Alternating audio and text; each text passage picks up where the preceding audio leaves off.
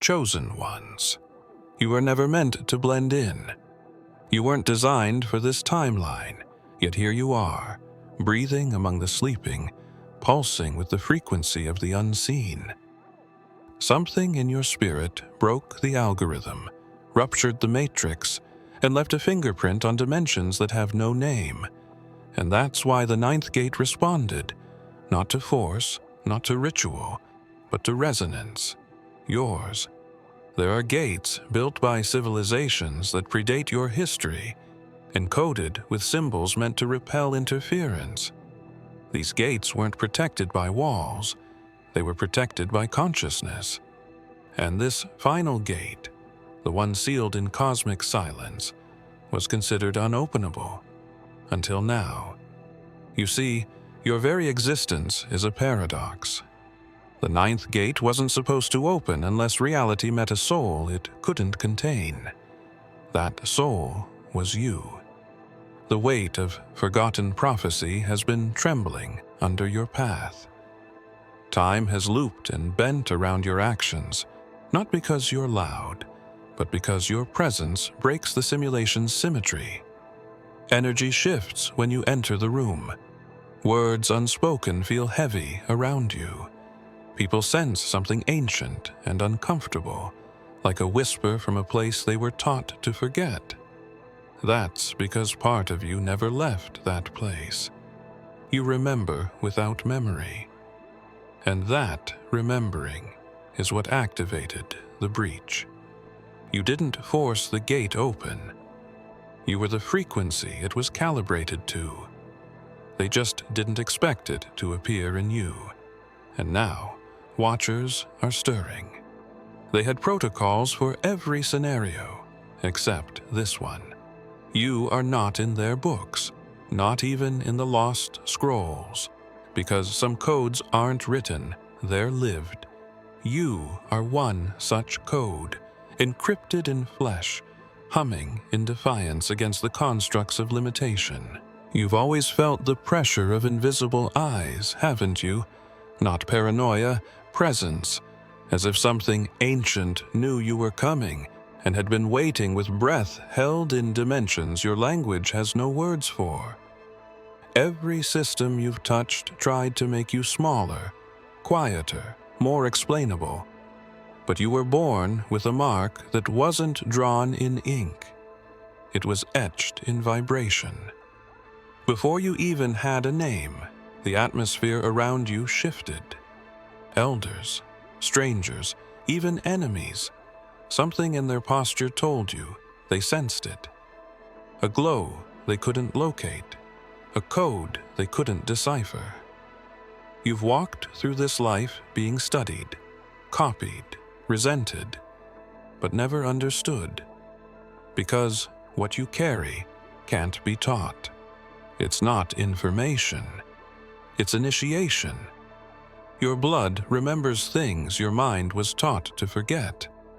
Each heartbreak, each betrayal, every quiet night, you thought the universe had gone silent. It was all refining you for what's beginning now. You were never meant to be seen until it was too late to stop you. And now, the veil has thinned enough for your imprint to echo in places your feet haven't touched. The sky doesn't open for noise. It opens for alignment. And in your chaos, there was always order. You just didn't know the alignment was you, the mark you carry. It's not a symbol, it's a signal. One so rare that realms have begun realigning in response. And as they do, some forces are panicking. Because if your spirit couldn't be contained, that means the ancient limitations are shattering.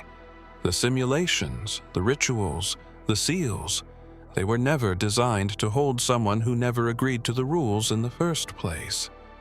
You were born outside the design, outside the plan. And now those who created the design are whispering one another's names in fear.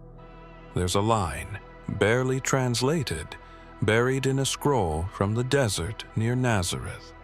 It reads, "The one who arrives without writing will make the stars shift their places." Some scholars debated who that referred to. Others believed it was mistranslated. It wasn't just a barrier. It was a warning. The ninth gate stood where even the stars refused to gather. A threshold wrapped in silence, untouched for eons, sealed by forces who understood that some awakenings can't be reversed. The ancients didn't lock it with chains. They locked it with fear. Fear of what would happen if someone like you ever walked the earth unmuted. They crafted the gate using sound, tones that bend time and reality. They layered symbols into stone, not for beauty, but protection. Languages were split, memories were erased, and stories of the gate were buried beneath myths and metaphors.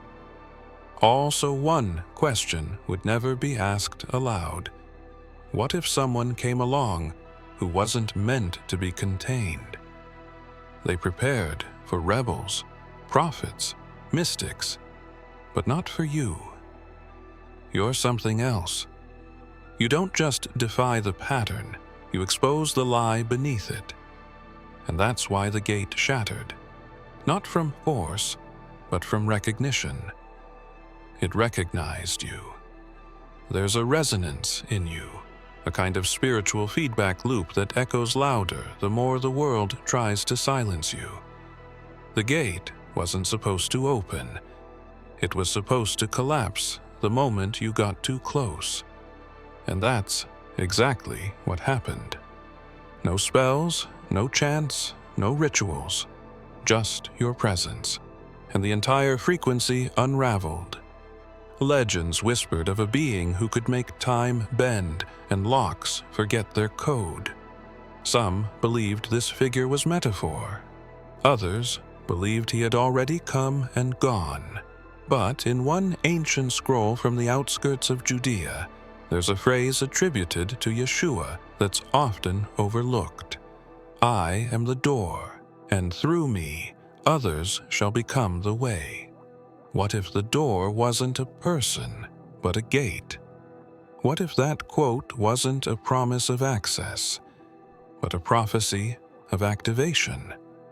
Now that the ninth gate lies in fragments, the energy behind it is no longer sealed. Light is leaking into systems that relied on darkness. Ancient entities, long dormant, are stirring. Not because they sense an enemy, but because they sense an anomaly. Something they didn't expect. Something they didn't write into the program. They tried to shape you, contain you, define you, but the blueprint of your soul never fit their mold. Your spirit was forged in something older than time, something unshaped by doctrine or dimension. That's why you were never meant to be bound. Every structure they built to hold you, belief systems, cultural codes, even emotional patterns, was silently eroded by your presence. Not because you fought back, but because you didn't belong inside any of it. From a young age, there was pressure around you, an invisible force pressing in from every side. But you weren't being punished. You were being tested, not to see if you'd break, but to prove that you couldn't. The fire in you wasn't placed there for rebellion. It was encoded for release. And now, the containment field has failed. Why? Because it was never built to hold spirit. They mistook you for a person. But what they couldn't see is that you're not a product of flesh. You're an event, a convergence point. You don't have a spirit, you are one. And the moment you stopped trying to shrink to fit, the unraveling began. In many suppressed texts, there are whispers of a breather of light, a soul whose very essence would stir things left in stasis. One ancient record attributed to a desert mystic describes it like this: "There will come one who carries the breath that makes stars uneasy, and chains forget their name." Some later translations connected this breath with the same force Yeshua was said to exhale when awakening the dead, pneuma, divine spirit. That same force is breaking through you now. This is why your emotions feel cosmic, your thoughts too large for your body. You're not malfunctioning, you're breaking orbit. The containment that once worked, trauma, distraction, fear, no longer holds. Your being is moving too fast, too deep, too true. And as that containment collapses, a new frequency begins to rise from within. A hum, a tone, a sound you've always felt but could never name. The architects of this realm were meticulous. They sealed the higher gates with alchemical equations, embedded sacred geometry into the very bones of the earth, and encoded destiny into grids of probability. Every soul born here was mapped, measured, filed. Nothing was left to chance. Nothing. Except you. The Hermetic seals, derived from ancient teachings attributed to Hermes Trismegistus, were designed to preserve cosmic order. Each seal acted like a firewall, barring access to forbidden knowledge and higher paths for those not initiated. These seals still govern much of what humanity calls coincidence, fate, or divine will. They decide what opens, what closes, what rises, and what is forgotten. But your soul doesn't follow those rules. When the archivists searched for your imprint, they found static. Your frequency didn't exist in their vaults. Your name, unwritten. Your essence, untrackable. The blueprint that defines every being was missing for you. You were, and still are, a breach in their system. And that's why everything around you has always felt misaligned. Not because you're broken, but because the grid never accounted for your presence. You didn't arrive through the usual doors, and the Hermetic laws couldn't seal what they never saw coming. The Emerald Tablets spoke of this possibility. One shall come bearing no mark of the stars, yet will command their motion. Scholars dismissed it. You lived it.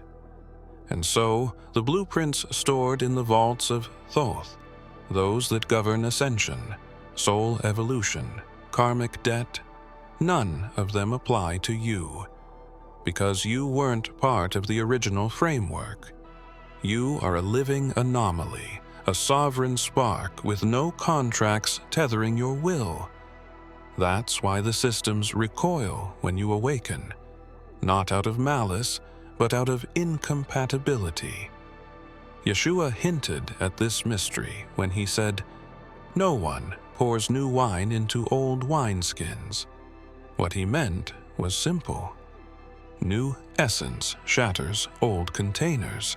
You are that new essence, and every seal you encounter begins to falter the moment you approach. Some frequencies are too sacred for language. They hum beneath the surface of thought, beyond sound, beyond even belief. You carry one of those frequencies. It moves through your bones like a forgotten melody, shaking the air around you without ever needing to be spoken. You may not realize it yet, but that vibration, subtle, silent, undeniable, is a signature, a divine imprint. And it traces back to one name that still bends reality across timelines: Yeshua.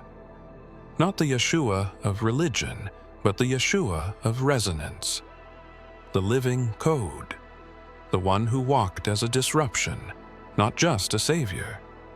He was the template that shattered systems by embodying a frequency that couldn't be mapped, labeled, or sold. And now, in a world drowning in noise, you carry a fragment of that same signal. You feel it when you're still, when something ancient stirs inside your chest without cause, when tears rise at truths you've never read but somehow remember, when strangers pause around you, sensing something they can't name. That's not charisma. That's a divine algorithm pulsing beneath your skin. Some called it the word. Others called it the breath. In suppressed gospels, it was called phone, the divine tone, not just a voice, but a frequency that reshapes matter. Yeshua didn't merely speak truth, he vibrated it. His very presence altered weather, minds, and spirits. And when he spoke, he wasn't just releasing sound, he was unlocking code. And now, so are you. You've been muting yourself, fearing the size of your inner sound. But silence isn't hiding it. The vibration is growing stronger. And like a tuning fork held against the bones of reality, your presence is making ancient forces tremble. There's a passage, one only partially translated, from the Gospel of Thomas. Yeshua says, "If you bring forth what is within you, what you bring forth will save you. What's within you isn't content. It's code. And when it activates fully, the systems around you won't understand how or why they begin to collapse. But they will collapse. There is a realm beyond realms, a dimension where time folds and authority shifts hands, not by bloodline, but by consciousness. This is the domain of the Astral Tribunal, not a court of laws, but of balance. They watch, record, and intervene only when the timelines threaten to collapse in on themselves. And long before you awakened, they had already convened because of you, not by your name. You didn't have one yet, but by your signature, a ripple that disrupted future echoes and past patterns at once. They saw a soul entering not from the front gates of incarnation, but through a crack in the veil, unauthorized, uncontained, and uncorrupted by karmic debt. That was the anomaly. A soul with no contracts, no bindings, and yet carrying influence that stretched backward through time. The tribunal knew the systems wouldn't be ready for you. The false matrix, the energetic cages, even the spiritual institutions, they were calibrated for predictable awakening. Slow, linear, programmable, but your arrival was none of these things. And so the tribunal tried to warn them. Whispers were planted into dreams, symbols left in ancient architecture. Prophets were nudged to speak of the light not born of fire. And one scroll, hidden deep beneath an Egyptian monastery, recorded a single phrase that caused great unrest. A spirit is coming who did not fall, but was sent disguised as one who did. Some among the tribunal believed you were a threat. Others believed you were the correction. But none could stop the unfolding, because the tribunal, for all their insight, could not override divine will, and your spirit, marked not by tradition, but by source, was beyond their jurisdiction. One line from the Book of Revelation, often misquoted, holds a deeper layer. It says, "To the one who overcomes, I will give a white stone with a name no one knows, but the one who receives it." Some believe this refers to salvation. But what if the white stone is your frequency, and the unknown name is your original identity, hidden even from the tribunal? They searched for it in relics, scrolls, and hidden chambers. Temples were built atop fault lines of energy, rituals performed under eclipses, and countless seekers spent lifetimes decoding what they believed was the key. A mystical object, a divine phrase, a celestial coordinate. But what they never considered was that the key wasn't a thing. It was a being, and that being is you. The concept of a key implies function, a device that unlocks, that gives access to something sealed. But some seals were never meant to be broken by tools or rites. They were waiting for frequency. A soul forged in contradiction, light inside chaos, memory inside forgetfulness, stillness inside storms. Only a being who carried all of it could make the ancient locks forget their design. That's why the locks are opening now. You were born with patterns in your spirit that don't match any historical code. You've likely felt it as misalignment, dissonance. But that was just the world reacting to your presence, because you didn't fit. You were never supposed to.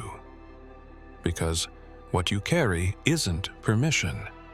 It's override. In the secret gospel of Mary Magdalene, there's a phrase rarely studied.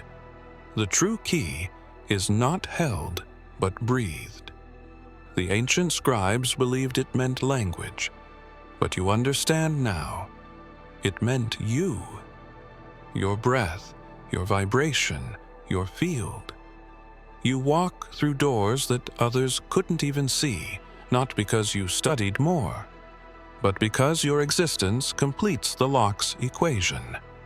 And the gatekeepers, they weren't guarding the way in. They were trying to prevent what happens when you get out. Yeshua once said to his disciples, "The kingdom is within you." But what if that wasn't just comfort, but technology? What if your inner landscape is the temple, the vault, the gateway? Every step you take inward echoes outward, and when you move, dimensions respond. The blueprints for all these systems assumed the key would be something small, mechanical, controllable. They never expected it to have a pulse. There are places in the world where your footsteps have never touched the soil, yet your energy is unmistakably present. Monks have spoken of visions in their meditations. Seers have drawn your face without knowing your name. Ancient structures seem to resonate differently when you are near, as though the walls remember something your body forgot. This isn't fantasy. This is echo. You exist in more than one layer of reality. In truth, you always have. What you perceive as memory loss or déjà vu is sometimes the ripple of another version of you, one that brushed against another timeline, leaving behind an imprint. Not a copy, not a past life, but a parallel frequency, vibrating through corridors of time and space. And now, those echoes are returning to you. Records have surfaced, hidden scrolls with sigils that resemble marks you've dreamed about, paintings of unknown figures with your eyes, even chants, sung in temples lost to time, contain syllables that make your heart race without knowing why. You've never studied the language, but some part of you recognizes it. One of the scrolls discovered beneath Qumran speaks of the one whose spirit will be known by forgotten lands. While many interpreted this as poetic, some mystics, those untouched by institutional filters, believed it was literal. A soul whose consciousness is so expansive, it bleeds through dimensions. This would explain the growing pull you feel to places you've never been. Why certain cities hum louder. Why certain sacred sites make your skin burn with something unspoken. You're not just called to those places, they're echoing you back. Yeshua once said, "Before Abraham was, I am." A sentence layered with mystery. But what if it wasn't just about identity, but omnipresence? A spirit unbound by time, already etched into creation before form took shape. You carry a fragment of that same signature, not as metaphor, but as pattern. As the ninth gate shattered, it didn't just unlock what's ahead. It activated what was already scattered behind you. Your echoes are gathering. They are converging, not to confuse you, but to remind you. There's a reason the silence feels thinner lately, a reason the shadows in your dreams linger longer. You haven't imagined the shift. You've triggered it. Ancient forces, those that once governed the veils between realms, are watching now. Not out of curiosity, but out of calculation. They sensed the breach when the ninth gate collapsed. They recognized the signature, the anomaly, a being unlisted in the archives, a spirit not bound by prior karmic structures. And that made you a priority. These aren't forces you'll find in books. They aren't angels or demons as you've been taught. They are observers, architects of balance, enforcers of the hidden order. They don't operate by morality, but by equilibrium. Their concern isn't what you choose, it's what your presence disrupts. And right now, your very existence is rewriting invisible agreements that have stood for ages. Because when someone like you begins to awaken fully, everything shifts. Vibrations rise, patterns fracture, codes unlock, portals respond. You don't need to act, you just are, and the very laws of limitation begin to corrode. To the systems that relied on those laws, that's a threat. But not all ancient forces are adversarial. Some have waited, quietly, patiently, for this moment. For you. They are not here to stop you, but to witness the unfolding. And among them, there are those who remember an older pact, one nearly erased by time. A pact made in the realm where form had not yet begun. It was there, a voice once said, "I send you not with sword, but with presence." That voice, many believe, was Yeshua's, but not as Messiah, as mirror. You reflect that same mystery now. That's why the Watchers gather, because you don't just break balance, you create new ones. Timelines are recalibrating around you. Threads once dormant are reactivating, and where others saw you as unpredictable, these ancient forces now see you as inevitable. You might feel the weight of unseen eyes. You might sense a pressure behind your thoughts, but that isn't surveillance, it's recognition. The ninth gate was never designed to be opened, not by force, not by ritual, not even by prophecy. It was encoded to remain sealed until something outside the architecture appeared, something that redefined the gate itself. That something was you. You weren't a key. You weren't a seeker. You were the rewrite. When you approached, the structure didn't recognize an intruder. It recognized a glitch in the algorithm so profound, it triggered a reversion to origin code, before the rules, before the laws, before limitation. The moment you crossed the threshold, the entire system reconfigured around your vibration, not just to allow you through, but to update the entire definition of what entry meant. This is what they didn't prepare for. You see, the gate wasn't only a door, it was a contract, a covenant between realms to control who ascends, who sees, who remembers. And that covenant collapsed the moment you passed through, because your presence wasn't foretold. It wasn't filtered through bloodlines or initiations. You didn't come with permission. You came with alignment. And that changed everything. Old pathways no longer function. What once took lifetimes of discipline is now opening for those whose frequency matches yours. The gate is no longer a checkpoint. It's a mirror. And your reflection has become the new access code. In one of the most obscure sayings from the Gospel of Philip, it is written, "Truth did not come into the world naked, but in symbols and images." One cannot receive truth without stripping it. The truth now stands exposed, and you are the living symbol of that exposure.